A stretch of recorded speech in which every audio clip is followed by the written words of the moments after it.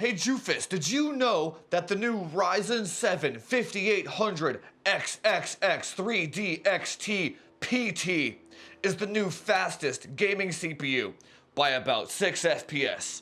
Bro, have you ever played a game before? I have about 7,000 hours in 3D Mark, okay? And now I have about 1,000 in Warzone, all at the train tracks, because my identity revolves around higher scores than other people and showing higher FPS than other people. Dude, have you ever touched the bosom of a woman? Do you mean that picture of Lisa Sue I have in my mom's basement?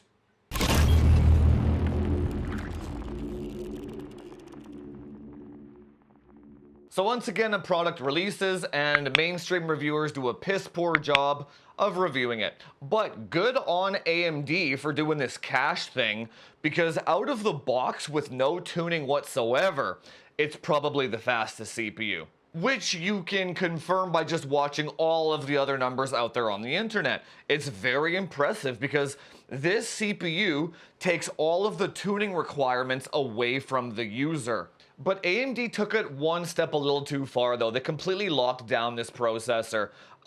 You can't change any of the settings on it. You cannot change the multiplier. Even if you try to change the BCLK on it, it will detect it. And then it will actually lock the CPU down to 3.6. So pretty much, this is the most this is like the highest performing normie CPU that you can buy. Oh, I want to say. If the idea of tuning memory timings or frequencies or worrying about latency, and if all that stuff just goes way over your head, yeah, this is the CPU for you, 100%. So there actually are some backward ways, channels, what you want to call it, to overclock this thing. It's very complicated. It took me a while to figure it out actually, because I was trying a whole bunch of shit and nothing was working. So like AMD did a really good job locking this thing down. It's almost like they kind of, it feels like they went completely out of their way to artificially lock this thing down. Now, I don't know why that is, but I can say that this CPU runs incredibly hot. So what I actually did was I had to use this with a monoblock and liquid metal on the IHS to cool it down properly to be able to overclock it as far as I did. So I'll show you the numbers that I got up here. I got it to 4.7 gigahertz with 3800 megahertz RAM C14. So I'm not sure if it can go any faster. That's where mine kind of, that's where, what I should say, that's where mine kind of capped out, where I felt it was safe to go.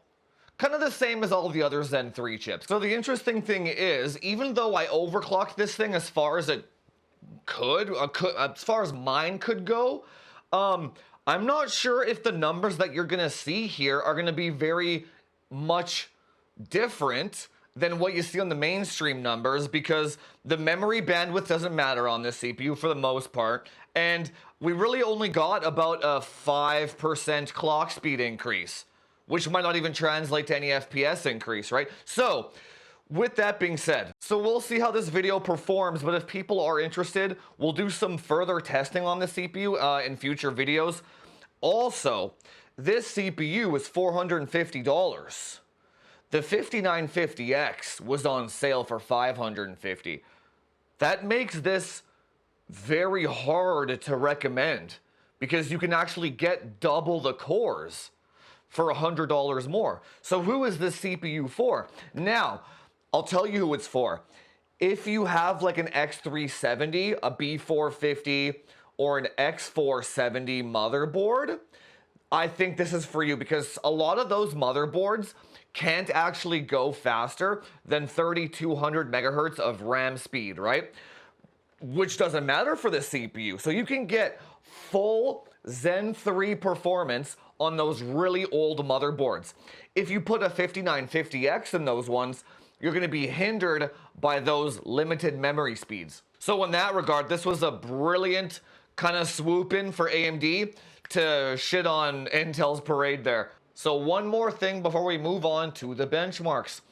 I went on mainstream tech channels, kind of their videos, and I tried to pick out the games where this thing performed the best versus the Intel chip, because I wanted to show how wrong those numbers were. For the most part, you'll see some kind of surprises in there. But let's head over to the benchmarks, and then we'll do a conclusion after.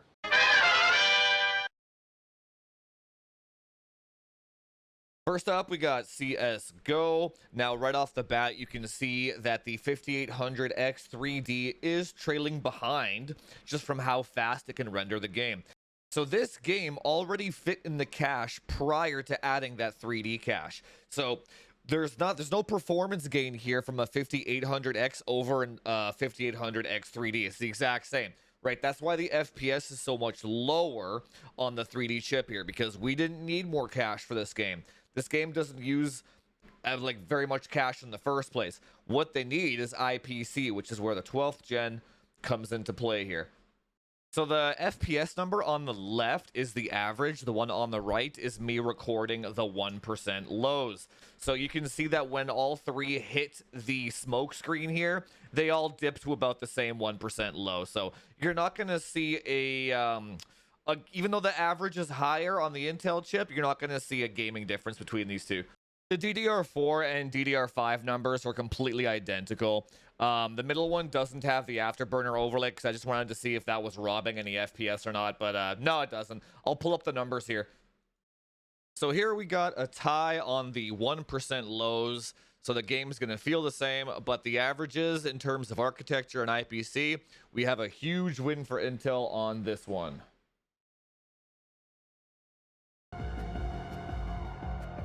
Borderlands 2 long-term followers will know why we use this game.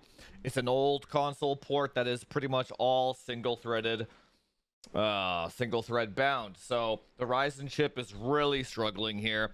Cache doesn't do anything for this game whatsoever. It's completely clock speed and IPC based, which most older DX9 games would be, just like Counter-Strike. And there are the numbers. 3D cache not helping at all, and another win for Intel. Death Stranding up next. I just found pretty much a random road that I could go on and just follow a straight line. 1080p low settings like all the other numbers in this video today, and you can clearly see AMD is pulling way ahead on this one. So this game, I don't even get it. It's nothing to do with memory speed, latency, none of that. Just for some reason, it is well optimized for AMD architecture and cache. Let's bring up the numbers here. So we got about a 20 FPS boost on the 3D chip. I just want to say also that I played this game with a 6900 XT, not in the benchmark, just personally. And yeah, this game loves AMD hardware just all around. So this is not surprising. Civilization 6, this is a super quick benchmark, so I'm just going to show the results right away here so we can discuss it.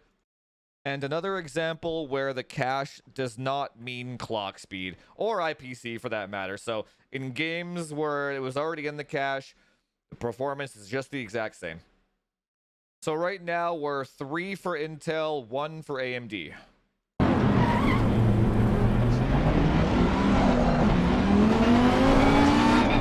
Assetto Corsa Competiciones. I think Hardware Unboxed showed like 100 FPS more on the Zen 3D chip. Was completely ridiculous. So I actually went out and bought this game to test it for myself because I could not believe 100 FPS. But you can actually see that the AMD chip is performing quite a bit better than the other two, even though they're max overclocked.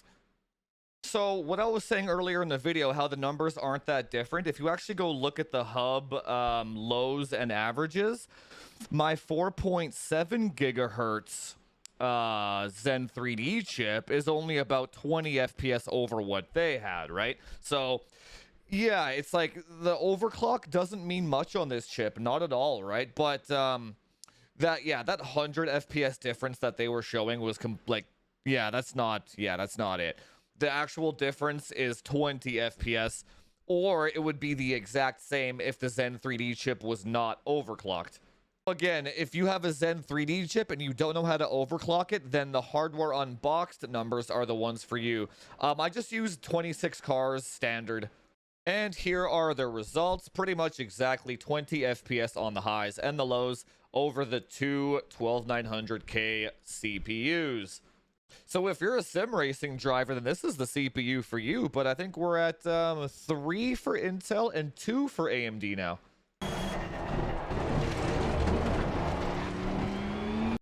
Rift Breaker, I'm just going to show you the results right off the bat here. Yeah, just another game that does not care about cache at all. It's all about clock speed and memory latency for this one. So the Zen 3D chip does suffer. I don't think this chip is good for RTSs, I want to say. Outer Worlds. Now, this is another game that the big tech tubers said had a huge advantage with Zen 3D. So this just goes to show you how important tuning your system is. It pretty much went from losing handedly to from mainstream benchmarks to winning handedly when custom tuned. So this is why it's so important that if you want the best out of your system, regardless of what it is, you got to spend the time to tune it. Then again, on the other hand, who's going to be playing this game at 1080p low and getting 700 FPS, right? Does that really matter? And here are the results. Intel wins again, but I think, honestly, we're getting to a point now where, you know, benchmarking these CPUs is getting a little redundant. This is, like, nobody needs this much FPS in these games, right? This is more of like a scientific experiment now. Like, we're just kind of doing it for fun to see what the fastest is. But, I mean, like, it legit doesn't matter. Shadow of the Tomb Raider, same thing. I'm just going to show the results right off the bat here. We got a win for AMD, about 10 FPS over the DDR5 variant, and about 30 to 40 FPS over the DDR4 variant. So this CPU is kind of like your AAA single-player smoothness CPU. Once again, Tomb Raider showing that it scales with everything. Valorant is up next. The results here are pretty much identical to the CSGO ones. I mean, it obviously is pretty much the same game. So, again, one of those mainstream Ryzen is faster type deals, but when you actually overclock the damn things, the Intel ones are faster. I mean, not by much, though. 10, 20 FPS here. That's like, what, 1% in the span of 1,000 FPS? So I think we're probably approaching engine limits here more than anything between the CPUs. Like literally, don't worry about it. Last but not least, Warzone. Now, right off the bat, you might actually have to rewind, because as soon as you turn right, and you load in the ocean, I'm guessing, or something underneath the ocean, there is a huge frame drop on the AMD chip, but not the two Intel ones. Now, I did this 4 times in a row in 4 different games, and the frames dropped in that same spot every single time. So it's completely repeatable. It's just something to do with the chiplet or the boost algorithm of the CPU or the what have you.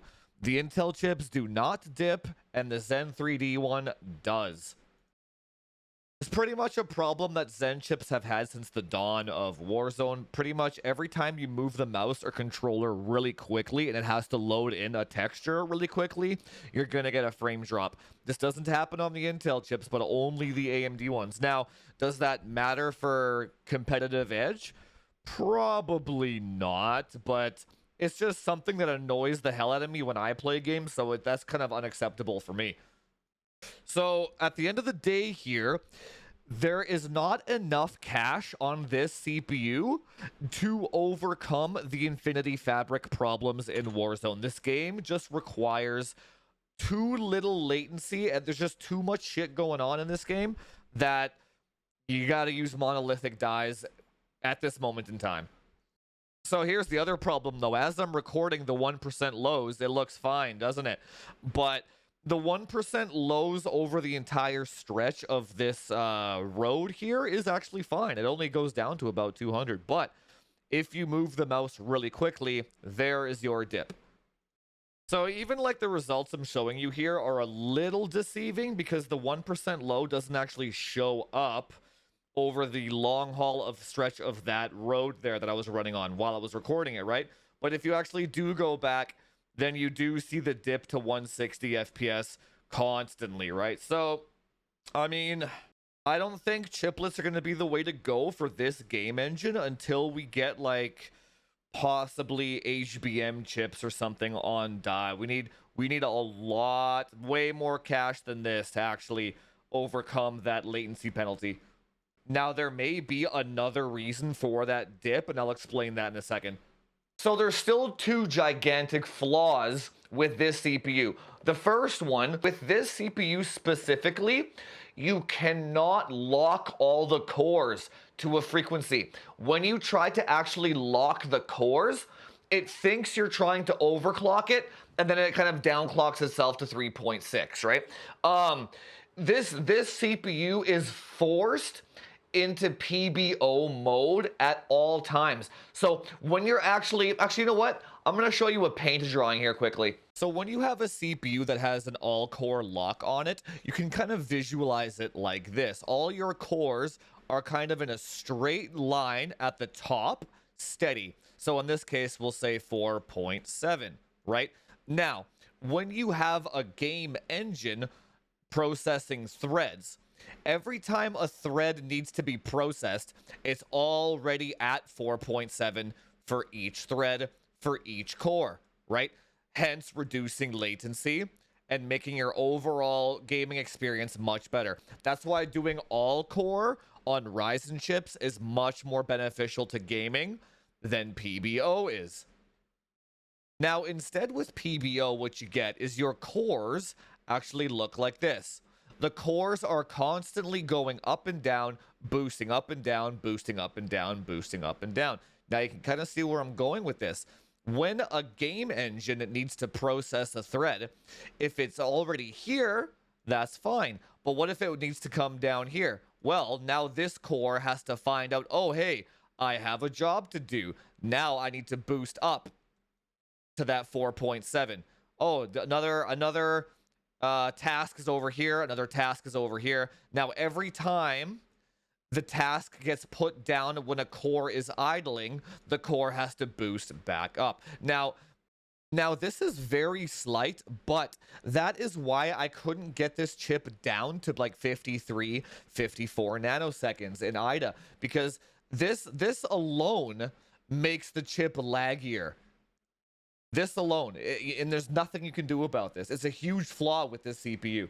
So the dip that I was speaking about earlier, it might just be it hitting all of these at the low point, and then they all have to boost back up, right? That's one potential answer as to why it's doing it. I can't lock all the cores to confirm it, right? This core boosting thing also does not matter in non-latency sensitive games, such as those single-player games. That's why you don't see it there, but you do see it in Warzone. Which brings me to problem number 2. It still has a chiplet. It still has an infinity fabric. When it has to go out to memory, and when it has to grab textures from memory, load textures, etc., you're always going to have that stupid frame dip in Warzone. Now, when it comes to the core locking thing, there might be a way to do it. I haven't figured it out yet personally. I haven't had too much time with this CPU. I tried the usual stuff, disabling C states, all that nonsense.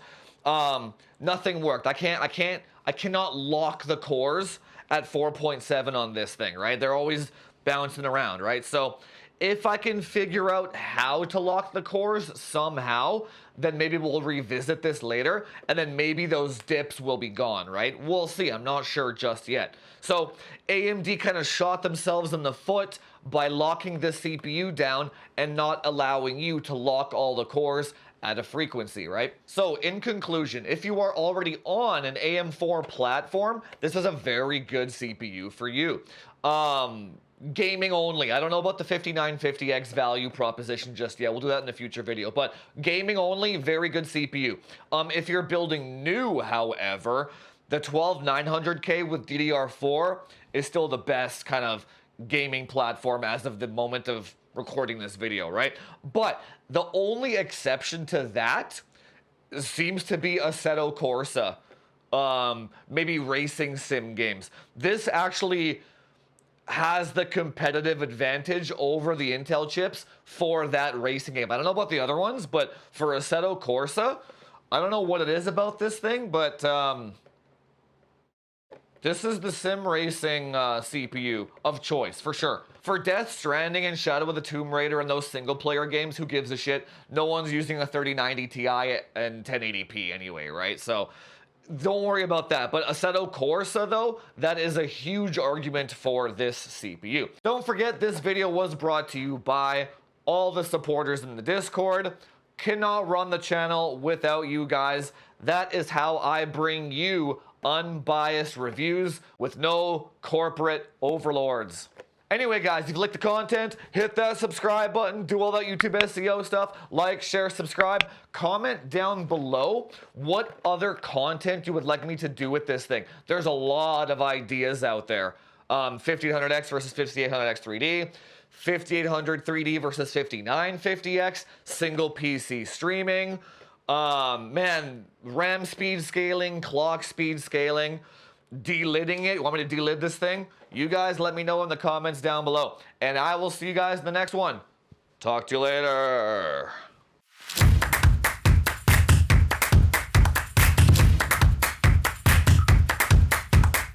I have about 7,000 hours on 3D Mark. And now I have about 1,000 on Warzone in one spot. And now I have about 1,000 at the train tracks, because I do whatever you do.